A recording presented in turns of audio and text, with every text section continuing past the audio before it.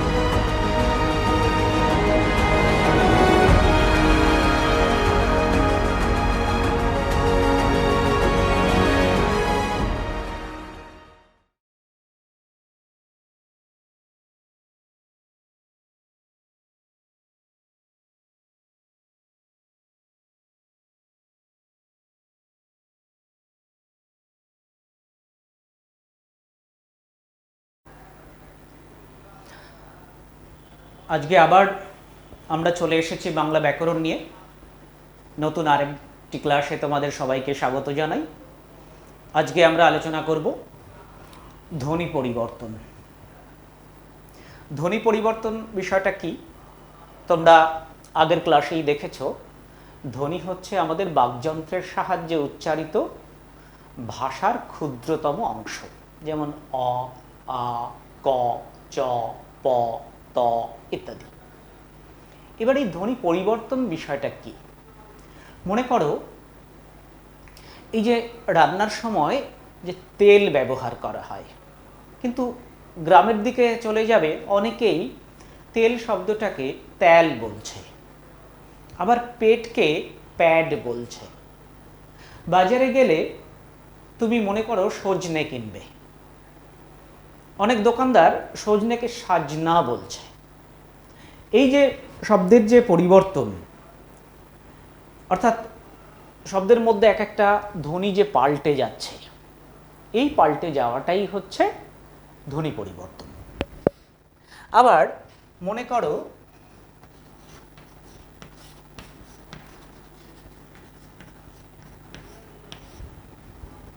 জিলিপি। এই জিলিপিকে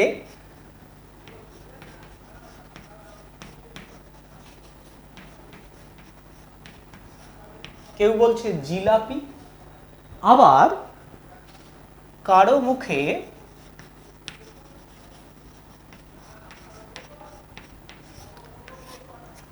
জিলহাপি। একই কথা, জিলিপি, জিলাপি, জিলহাপি। দেশ কথাটা দেশ। তাহলে এই যে এ কার এর মতন উচ্চারিত হচ্ছে, দয়ের সঙ্গে যে এ, এটা উচ্চারিত হচ্ছে এর মতন। আবার এই যে জিলিপি, জয় হস্যই আছে, লয় হস্যই, পয় হস্যই, এখানে মাঝখানে একটা আ। আবার এখানে দেখো একটা অতিরিক্ত হ চলে এসেছে। এগুলোই মূলত ধ্বনি পরিবর্তন। এবার ধ্বনি পরিবর্তন কেন হয়? ধ্বনি পরিবর্তনের বেশ কিছু কারণ আছে। এক,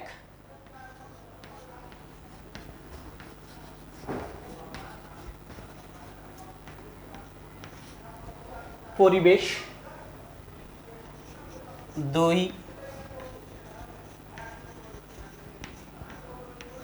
শিক্ষা। তিন,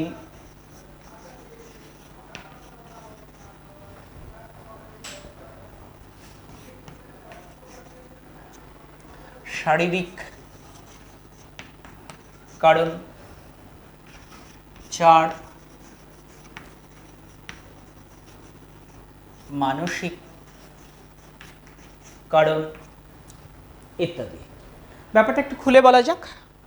পরিবেশ, অর্থাৎ আমরা যে পরিবেশে বসবাস করি সেই পরিবেশে অন্যান্য মানুষের ভাষা থেকে আমরা ভাষার অনুকরণ করি।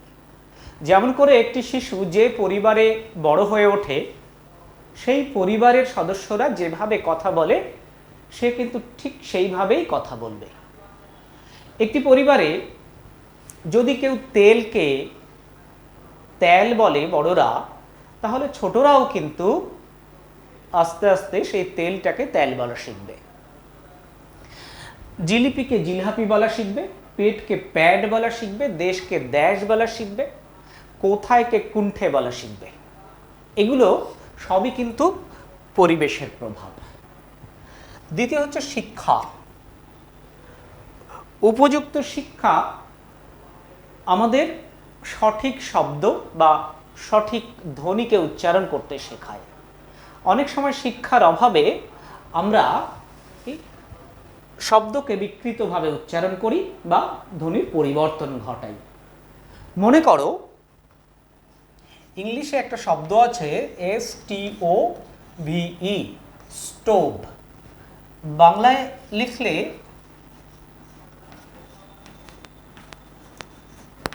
স্টোভ, কিন্তু এই শব্দটা উপযুক্ত শিক্ষার অভাবে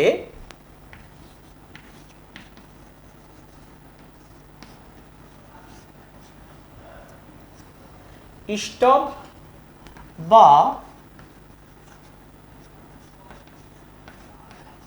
স্টোভ বলতেও শোনা যায়। তাহলে কি বললাম? প্রথম হচ্ছে পরিবেশ। পরিবেশ ধ্বনি পরিবর্তনের কারণের অন্যতম একটি। শিক্ষা দ্বিতীয় আর একটা কারণ, অর্থাৎ উপযুক্ত শিক্ষা না থাকলে কোন শব্দটা কি হওয়া উচিত সেটা কিন্তু ধ্বনি পরিবর্তন হয়ে যেতে পারে। 3, শারীরিক কারণ। শারীরিক কারণের মধ্যে বেশ কিছু কারণ আছে। তার মধ্যে যদি কারো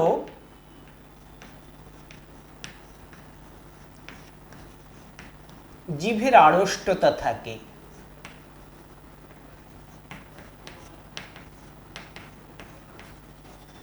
জিভের আড়ষ্টতার জন্য কিন্তু সঠিক ধ্বনি অনেক সময় উচ্চারণ সম্ভব হয় না। দ্বিতীয়ত, যদি কারো শ্রবণ যন্ত্রের সমস্যা থাকে বা শোনার সমস্যা থাকে, শুনতে না পায়, তার মুখেও কিন্তু সঠিক শব্দটা উচ্চারণ হয় না। চতুর্থত হচ্ছে মানসিক কারণ। মানসিকভাবেও ধ্বনি পরিবর্তন হয়ে থাকে। যেমন কেউ যদি কোনো বিষয়ে ঠিকঠাক মনোযোগ না দেয়, তাহলে যে শব্দটা আমরা শুনতে পাচ্ছি সেই শব্দটা কি বলা উচিত বা কি হবে সেটা সঠিকভাবে আমরা জানতে পারি না। কেউ কেউ দ্রুত উচ্চারণ করবার কারণেও এই ধ্বনি পরিবর্তন করে থাকে। দ্রুত উচ্চারণ করতে গিয়ে অনেক সময় সঠিক শব্দটা উচ্চারণ হয় না, ফলে ধ্বনিটা পরিবর্তিত হয়ে যায়। এই গেল আমাদের তাহলে ধ্বনি পরিবর্তনের কারণ। এবার আমরা ধ্বনি পরিবর্তনের শ্রেণী বিভাগটা জেনে নিই।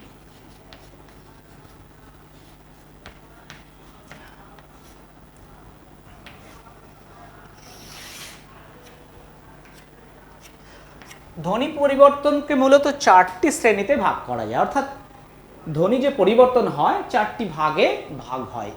প্রথম হচ্ছে ধ্বনির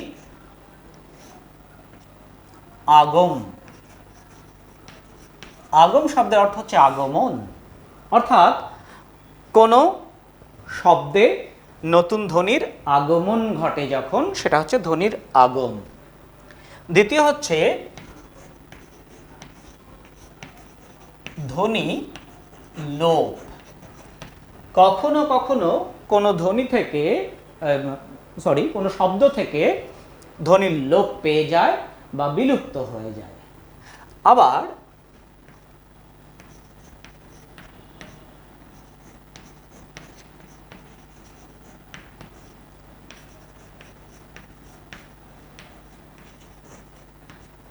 ধ্বনির রূপান্তর, অর্থাৎ ধ্বনি একটা ধ্বনি থেকে আরেকটা ধ্বনি সে তার রূপ বদল করে নেয়, এটা হচ্ছে ধ্বনির রূপান্তর। এবং শেষ হচ্ছে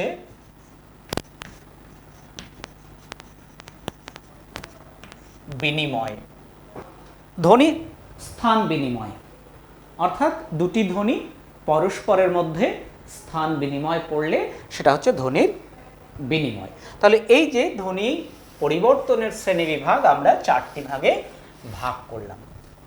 এবার এই যে চারটি ভাগের মধ্যে আমরা জানি কি ধ্বনি দুই রকম, এক হচ্ছে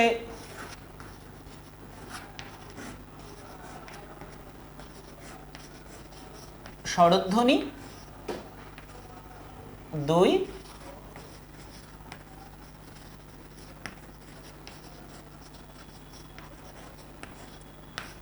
ব্যঞ্জন ধ্বনি। স্বরধ্বনির মধ্যেও ধ্বনির আগমন ঘটে, ধ্বনির লোপ ও স্বরধ্বনির মধ্যে পাওয়া যাবে, ধ্বনির রূপান্তরের মধ্যে স্বরধ্বনি থাকবে, বিনিময়ের মধ্যেও স্বরধ্বনি থাকবে। আবার ব্যঞ্জন ধ্বনির পরিবর্তনের ক্ষেত্রেও ধ্বনির আগমন হতে পারে, ধ্বনির লোপ হতে পারে, ধ্বনির রূপান্তর হতে পারে, ধ্বনির বিনিময় হতে পারে। অতএব আমরা আজকে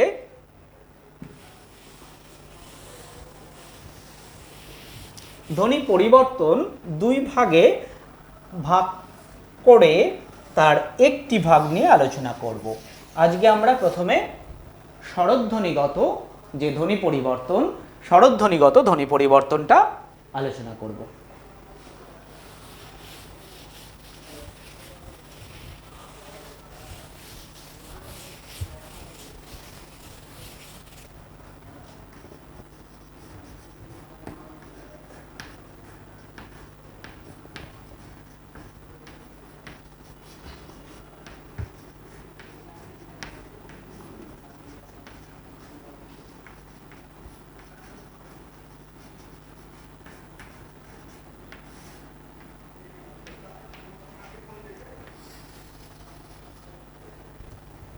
স্বরধ্বনিগত ধ্বনি পরিবর্তনের মধ্যে প্রথমেই যেটা আসে সেটা হচ্ছে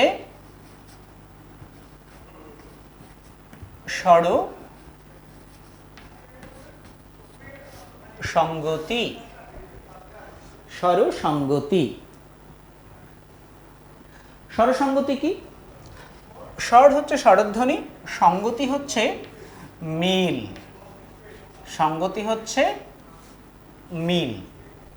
অর্থাৎ কোনো শব্দে যদি ভিন্ন ভিন্ন স্বরধ্বনি থাকে, উচ্চারণের সময় তাদের মধ্যে যদি একটি ঐকমত্য বা মিল সৃষ্টি হয়, ধ্বনি পরিবর্তনের সেই রীতিটাকেই বলা হয় স্বরসংগতি। তাহলে স্বরসংগতি আমি আবার বলছি, কোনো শব্দে যদি ভিন্ন ভিন্ন স্বরধ্বনি থাকে, উচ্চারণের সময় সেই ভিন্ন ভিন্ন স্বরধ্বনিগুলি যদি অনেকটা একই রূপ ধারণ করে বা পুরোপুরি একই রূপ ধারণ করে, তাহলে সেই ধ্বনি পরিবর্তনকে বলা হয় স্বরসংগতি। স্বরসংগতিকে আমরা তিনটি ভাগে ভাগ করতে পারি: পূর্ব স্বরের প্রভাবে, অন্তঃস্বরের প্রভাবে এবং পূর্ব এবং অন্ত অর্থাৎ শুরু শেষ উভয় স্বরের প্রভাবে স্বরসংগতি হতে পারে। যেমন এই পূজা থেকে পুজো, এখানে দীর্ঘ উকার প্রভাবে পরের যে স্বরধ্বনি আকার সেটা পরিবর্তন হয়ে ও স্বরধ্বনি হয়েছে। অন্তঃস্বরের প্রভাবে স্বরধ্বনি দেশি থেকে দিশি হয়েছে, আর উভয় স্বরের প্রভাবে বিলাতি থেকে বিলিতি, জিলাপি থেকে জিলিপি, এই জাতীয় উভয় স্বরের প্রভাবে স্বরধ্বনির পরিবর্তনের উদাহরণ। স্বরসংগতির পরে যেটি ধ্বনি পরিবর্তনের অন্যতম নিদর্শন সেটি হচ্ছে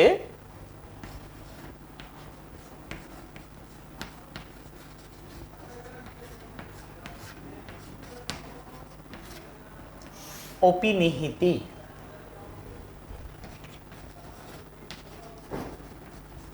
অপি শব্দের অর্থ হচ্ছে পূর্বে,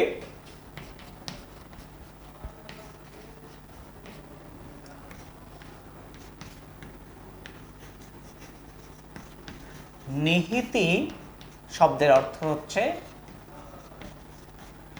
স্থাপন বা বসা। অর্থাৎ কোনো শব্দে যদি স্বরধ্বনি নির্দিষ্ট জায়গার পূর্বেই এসে বসে যায় বা স্থাপিত হয়, ধ্বনি পরিবর্তনের সেই রীতিকে অপিনিহিতি বলে। তো বাংলা ভাষায় মূলত হ্রস্ব ই এবং হ্রস্ব উ এই দুটো স্বরধ্বনি অপিনিহিতির ক্ষেত্রে ব্যবহৃত হয়। যেমন উদাহরণ হিসাবে বলছি, বলিয়া তা থেকে বইলা। তোমাদের আরও একটা জিনিস মনে করিয়ে দিই, অপিনিহিতিটি কিন্তু পূর্ববঙ্গীয় ভাষার অর্থাৎ বর্তমান বাংলাদেশের ভাষার একটি অন্যতম উদাহরণ। ঢাকা, ময়মনসিংহ, যশোর, খুলনা, ফরিদপুর প্রভৃতি পূর্ববঙ্গীয় জেলায় এই অপিনিহিতির প্রভাব অত্যন্ত বেশি। এবার অপিনিহিতি কিভাবে পূর্বে স্থাপন হয় বা পূর্বে এসে বসে, একটি উদাহরণের সাহায্যে খুব সুন্দরভাবে তোমরা দেখতে পারবে।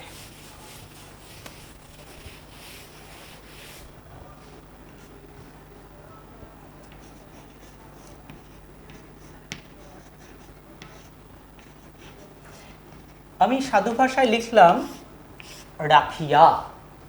এই রাখিয়া থেকে অপিনিহিতির ফলে হচ্ছে রাইখা। কেমন করে? পূর্বের স্বরটা পরের স্বরটা পূর্বে চলে আসছে, দেখো আমি দেখাচ্ছি। এটা বর্ণ বিশ্লেষণ করলে হয় র যোগ আ যোগ খ যোগ ই যোগ অন্তস্থ অ যোগ আ। কিন্তু রাইখা র যোগ আ যোগ ই যোগ খ অন্তস্থ জ যোগ আ।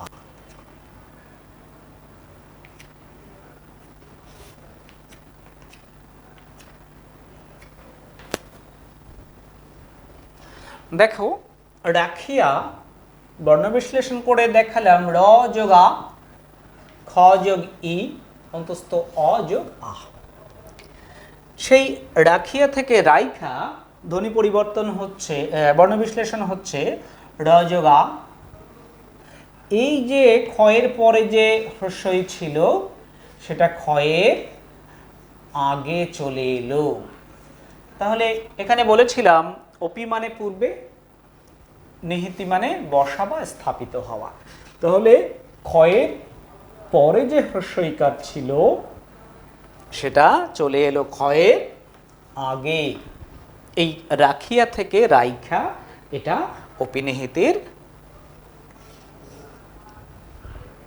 অপিনিহিতির উদাহরণ। এবার আমরা এটা হ্রস্বইকার দিয়ে দেখালাম, এবার হ্রস্ব দিয়ে আরেকটা উদাহরণ দেখো।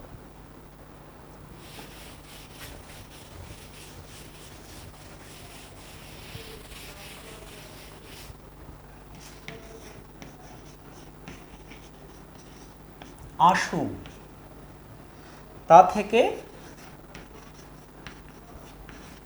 আউশ। আশু থেকে আউশ। আশু শব্দটা বাঙালি হচ্ছে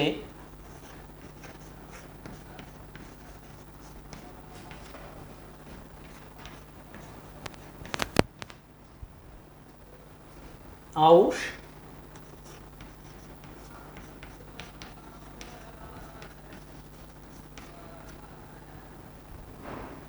তাহলে দেখো তালব্য শয়ের পরে হ্রস্বউ রয়েছে, কিন্তু এখানে তালব্য শয়ের আগেই চলে এসেছে, অর্থাৎ তালব্য শয়ের আগেই হ্রস্বউটা তার নির্দিষ্ট জায়গা ছেড়ে আগেই উচ্চারিত হয়েছে। ধ্বনি পরিবর্তনের এই যে উদাহরণ বা এই যে নিদর্শন, এটাই হচ্ছে অপিনিহিতি।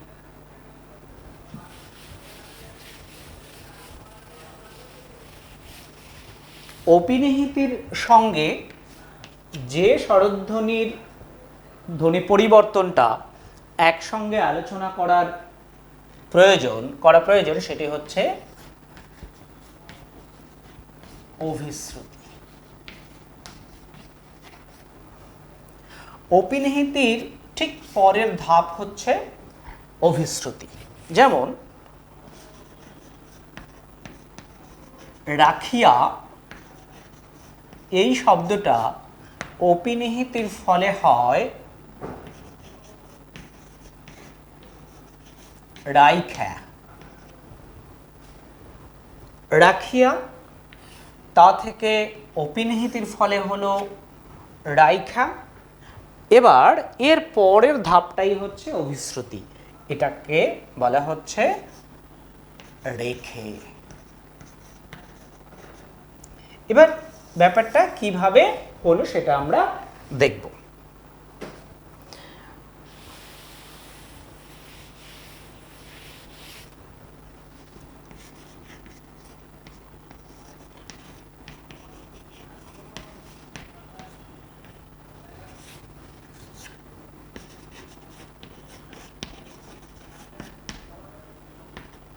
রাখিয়া থেকে রাইখা অপিনিহিতি হয়েছে, এটা আমরা আগের বারে দেখেছি বর্ণ বিশ্লেষণ। এবার এটা প্রয়োজন নেই। রাইখাটা আমরা আবার দেখব। র যোগ আ যোগ হ্রস্বই যোগ খ যোগ অন্তস্থ জ যোগ আ।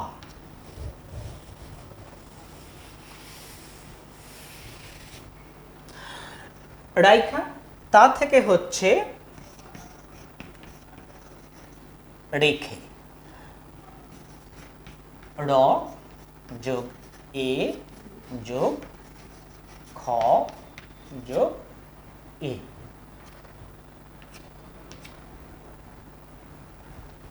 এবার দেখো, আমি আগেই বললাম যে অপিনিহিতির পরের ধাপ অভিশ্রুতি। অপিনিহিতি কি? কোনো শব্দে যেখানে হ্রস্বই বা হ্রস্বউ স্বরধ্বনি থাকে তার আগেই উচ্চারিত হয়ে যাওয়ার প্রক্রিয়া হচ্ছে অপিনিহিতি। এখানে এই যে ক্ষয়ের পরে ছিল হ্রস্বই, সেটা ক্ষয়ের আগে চলে এসেছে, অথচ এদিকে রয়ের পরে আরেকটা স্বরধ্বনি আছে এবং ওদিক থেকে ক্ষয়ের পরের থেকে হ্রস্বই আবার চলে এসেছে। তাহলে এই যে দুটো স্বরধ্বনি পাশাপাশি হয়ে যখন যায় তখন এদের মধ্যে একটা কি হয়, অভ্যন্তরীণ একটা সন্ধি ঘটে, একটা মিল ঘটে। এই যে অভ্যন্তরীণ সন্ধি বা মিল ঘটার পরে অনেক সময় যে ধ্বনিটা পরিবর্তন হয়ে যাচ্ছে, যেমন আ যোগ ই উভয় মিলে এ হয়েছে, তো সব ক্ষেত্রেই যে এরকম সরাসরি পরিবর্তন হবে তা কিন্তু নয়। কখনো কখনো দেখা যায় একটা আরেকটার সঙ্গে মিশে যাচ্ছে। তাহলে এই যে এ হয়ে গেল, এটাই হচ্ছে অভিশ্রুতির বিষয়। অর্থাৎ অপিনিহিতিতে সৃষ্টি হওয়া হ্রস্বই বা হ্রস্বউ পূর্ববর্তী স্বরধ্বনির সঙ্গে একটি অভ্যন্তরীণ সন্ধিতে মিলিত হয়ে যদি স্বরধ্বনিকে পাল্টে দেয় এবং সেই শব্দের অন্য ধ্বনিকেও পরিবর্তন করে দেয়, ধ্বনি পরিবর্তনের এই রীতিকে বলা হয় অভিশ্রুতি। আমরা আরেকটা উদাহরণ দেখি।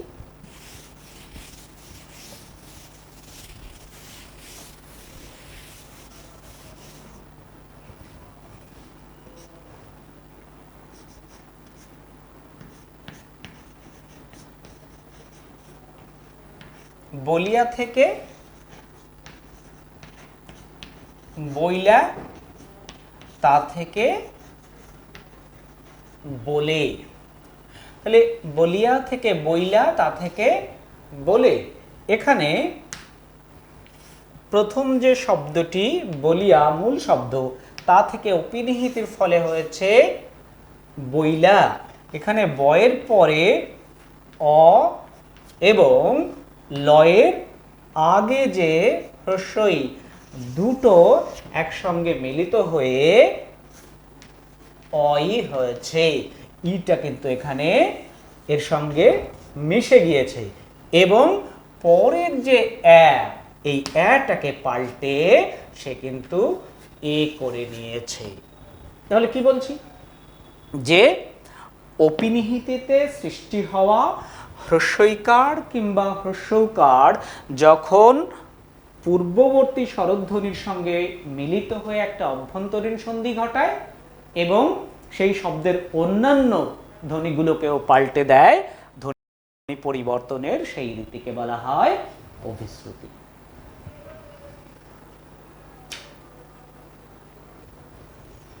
এবার আমরা চলে আসব স্বরধ্বনির পরিবর্তনের পরের ধাপ।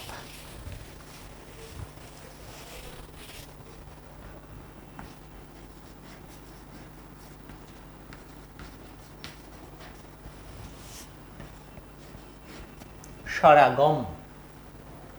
স্বর যোগ আগম। আগম মানে আসা, অর্থাৎ কোনো শব্দে অতিরিক্ত যদি স্বরধ্বনি আসে তাহলে স্বরাগম বলা হয়। এই স্বরাগম তিনটি ভাগে ভাগ করা যায়।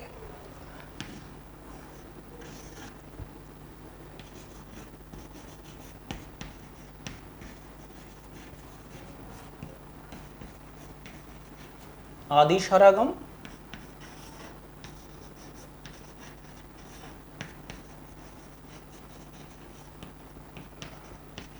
মধ্য স্বরাগম,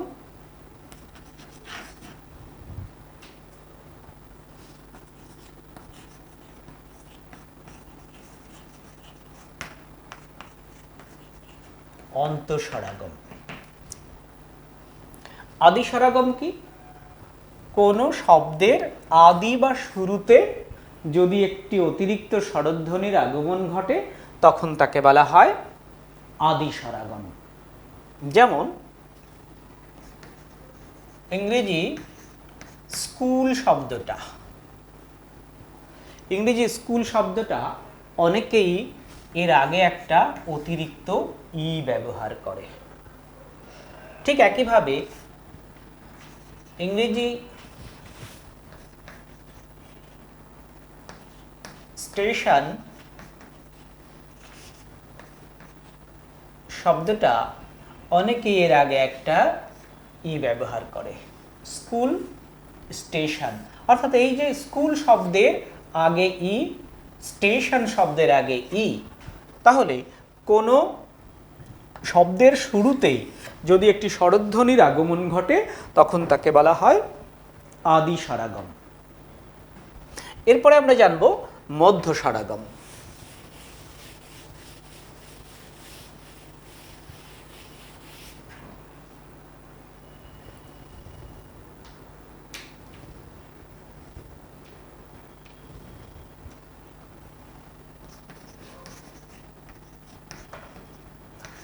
এবং রত্ন।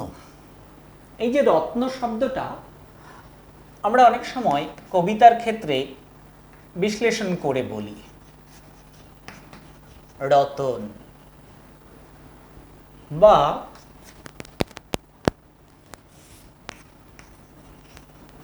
ধর্ম থেকে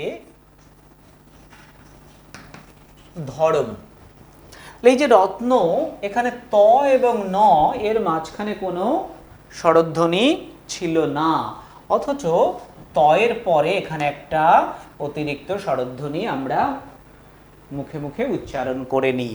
যেমন রত্ন, এটা বিশ্লেষণ করলে হয় কি র যোগ অ যোগ ত যোগ ন যোগ অ, রত্ন।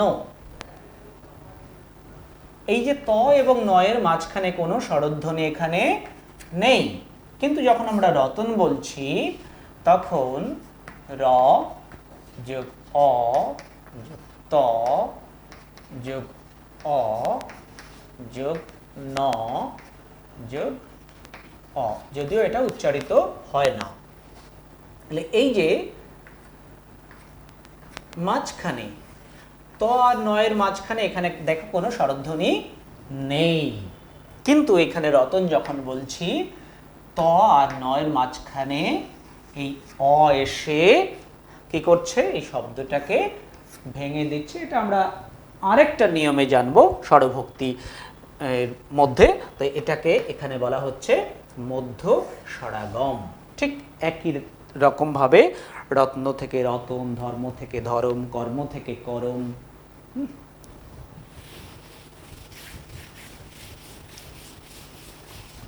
আমরা চলে আসব অন্তঃস্বরাগম। অন্ত মানে শেষ, অর্থাৎ কোনো শব্দের শেষে যদি অতিরিক্তভাবে একটি স্বরধ্বনির আগমন ঘটে তখন তাকে বলা হচ্ছে অন্তঃস্বরাগম।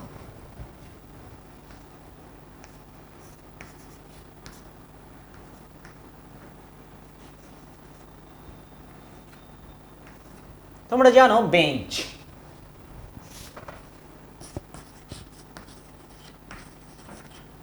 বেঞ্চ একটা ইংরেজি শব্দ, কিন্তু অনেকে এই বেঞ্চের সঙ্গে একটা ই যোগ করে লেখে বেঞ্চি। তাহলে এই যে অতিরিক্ত ই শেষে এলো বা অন্তে এলো, তাই এটাকে বলা হচ্ছে অন্তঃস্বরাগম।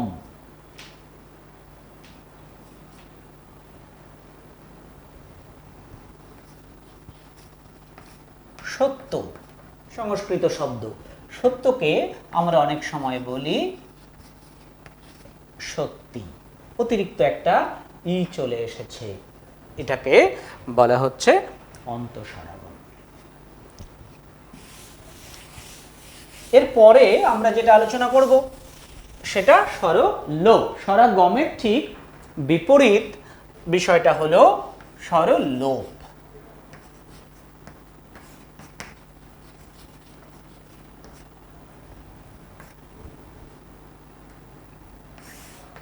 স্বরলোপ কি?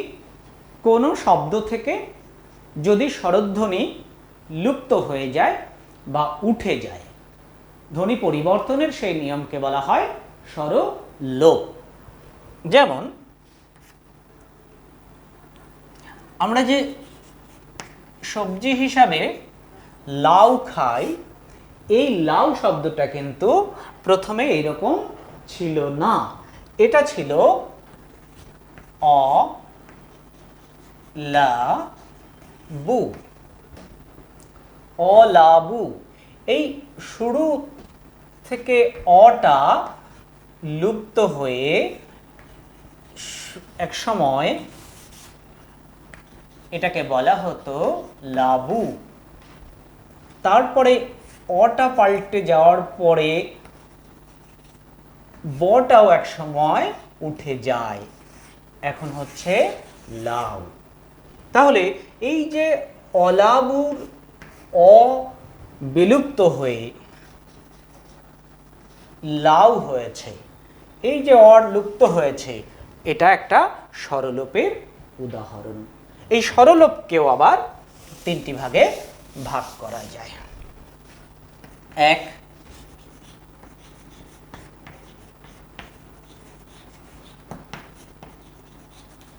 আদি স্বরলোপ।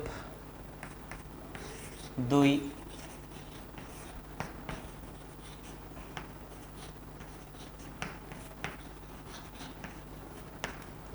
মধ্য স্বরলোপ। তিন, অন্ত স্বরলোপ। আদি স্বরলোপ কি? যখন কোনো শব্দের শুরু থেকে বা আদি থেকে স্বরধ্বনি বিলুপ্ত হবে সেটাকে বলা হয় আদি স্বরলোপ। যেমন একটু আগে উদাহরণ দিলাম, অলাবু থেকে লাউ।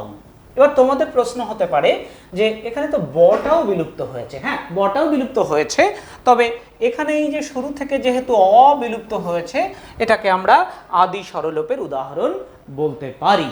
বটাও বিলুপ্ত হয়েছে, এটাও কি পুরোপুরি ব্যাপারটা এখানে হচ্ছে ধ্বনির লোপ হয়েছে, স্বরধ্বনিও লোপ হয়েছে, আবার ব ব্যঞ্জন ধ্বনিও লোপ হয়েছে, অর্থাৎ এক কথায় এটা ধ্বনি লোপের উদাহরণ লাউ। কিন্তু যেহেতু শুরুতে অ উঠে গেছে, তাই আমরা এটাকে আদি স্বরলোপের উদাহরণ হিসাবে লিখতেই পারি। এছাড়া তোমরা যে ডুমুর এর নাম শুনেছো, আমরা ডুমুর সবজি হিসাবে অনেক সময় খাই,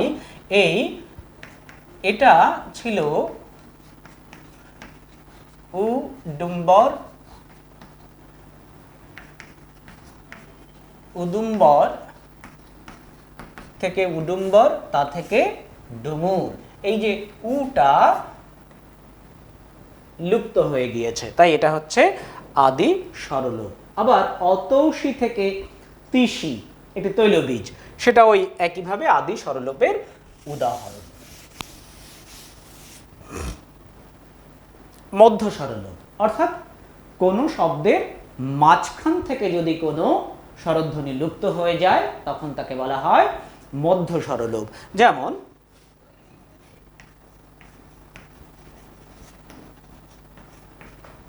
জানালা। এই যে জানালা, আমরা অনেক সময় দ্রুত উচ্চারণ করি জানলা। মাঝখান থেকে যে আ, এই আটা এখানে নেই, বিলুপ্ত হয়ে গেছে, আমরা উচ্চারণ করছি জানলা। ঠিক একইভাবে দরজা উচ্চারণ করছি দরজা, দরজা। গা মোছা, যা দিয়ে গা মোছা হয়, সেই গা মোছা থেকে আমরা উচ্চারণ করি গামছা। এগুলো সবই মধ্য স্বরলোপের উদাহরণ। এবার আমরা চলে আসব অন্ত স্বরলোপ।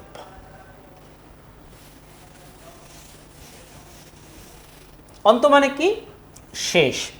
অর্থাৎ কোনো শব্দের শেষ বা অন্ত থেকে যদি একটি স্বরধ্বনি লোপ পায় বা বিলুপ্ত হয়, ধ্বনি পরিবর্তনের সেই রীতিকে বলা হয় অন্ত স্বরলোপ।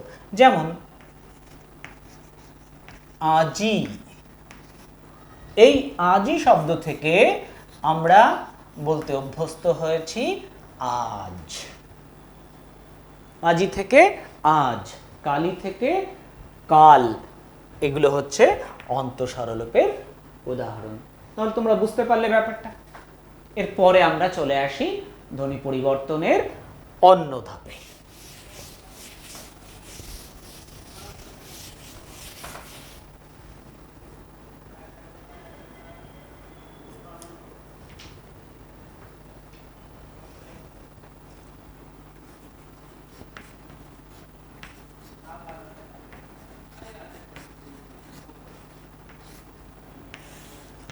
স্বরভক্তি। স্বরভক্তি, স্বর হচ্ছে স্বরধ্বনি যোগ ভক্তি। ভক্তি শব্দটার অর্থ হচ্ছে ভাঙা। ভক্তি শব্দের অর্থ হচ্ছে ভাঙা। অর্থাৎ যখন কোনো শব্দে স্বরধ্বনির সাহায্যে দুটো ধ্বনিকে ভেঙে দেওয়া হচ্ছে, তাকে বলা হয় স্বরভক্তি। যদিও বিষয়টা এর আগে আলোচনা হয়েছে, তবু আমি আবার ব্যাপারটা বোঝাচ্ছি, দেখো উদাহরণে তোমরা বুঝতে পারবে।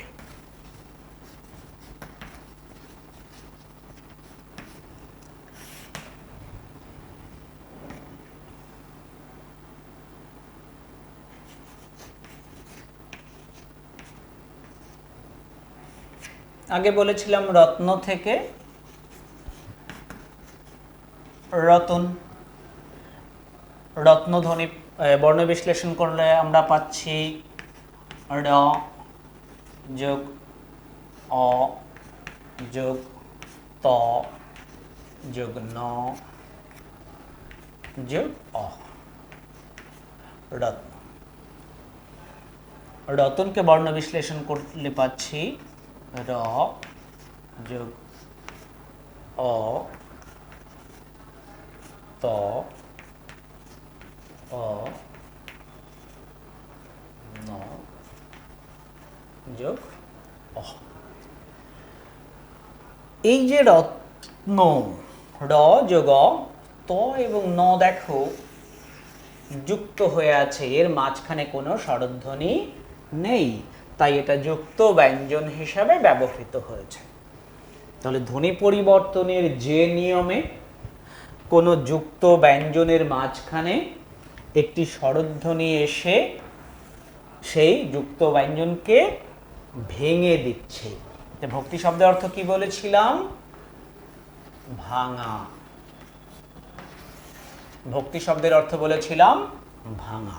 তাহলে ধ্বনি পরিবর্তনের যে নিয়মে কোনো সংযুক্ত ব্যঞ্জনের মাঝখানে একটি স্বরধ্বনি এসে সেই ব্যঞ্জন দুটোকে ভেঙে দিচ্ছে, তাকে বলা হয় কি? স্বরভক্তি। এই রত্ন এবং রতনের উদাহরণ আমরা স্বরাগমেও দেখেছি। মধ্য স্বরাগম, অর্থাৎ এই যে রত্ন এবং রতন, এই শব্দের মাঝখানে আগমন ঘটেছে, এটা মধ্য স্বরাগমও বলা যেতে পারে। স্বরভক্তি যা, মধ্য স্বরাগম কিন্তু একই বিষয়। তাহলে ব্যাপারটা বুঝতে পারলে? এইরকম আরো উদাহরণ আছে। কর্ম থেকে করণ, যত্ন থেকে যতন, প্রচুর উদাহরণ আছে, তোমরা এগুলো একটু বইয়ে দেখে নেবে।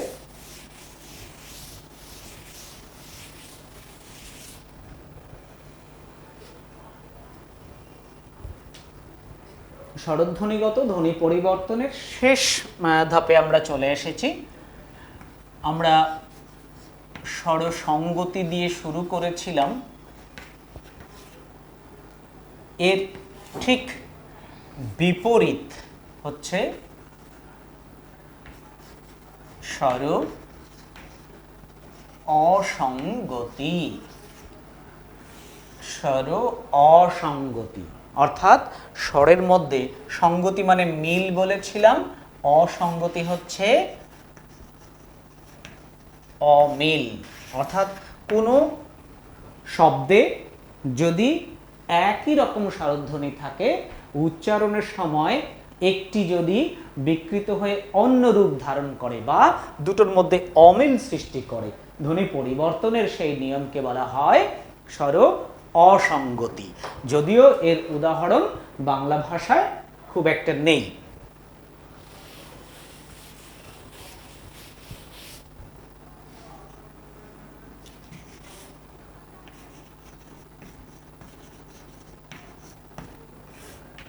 যেমন কাকা, এই কাকা শব্দটা আমরা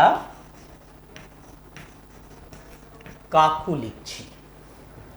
কেউ কেউ বাবাকে বাবু বলে ডাকে। তাহলে এই যে কাকা, এখানে দুটো কি ছিল? আ ছিল, কয়ে আ, আবার কয়ে আ, দুটো আ স্বরের মধ্যে কি ছিল? মিল ছিল, দুটো স্বরধ্বনির মধ্যে মিল ছিল। কিন্তু এই কাকা থেকে যখন কাকু বলে ডাকা হচ্ছে, তখন একটা আ এবং একটা উ, অর্থাৎ স্বরধ্বনির মধ্যে কি হলো? অমিল হলো বা অসঙ্গতি হলো। ঠিক বাবা থেকে বাবু, দুটো আ থেকে দুটো, একটা আ একটা উ হলো, এটাও স্বরের মধ্যে অমিল বা অসঙ্গতি হলো, এটা হচ্ছে স্বর অসঙ্গতি। তাহলে তোমরা ব্যাপারটা বুঝলে ধ্বনি পরিবর্তনের বিষয়টা। তোমরা বাড়িতে বইগুলো একটু খেয়াল করবে, প্রচুর উদাহরণ দেওয়া আছে, সংজ্ঞাগুলো সেখান থেকে পড়বে। আর এই কোভিড পিরিয়ডে কেউ বাইরে বেরোবে না, ভালো করে পড়াশোনা করবে। তাহলে আজকে এখানেই শেষ করছি। ভালো থেকো সবাই।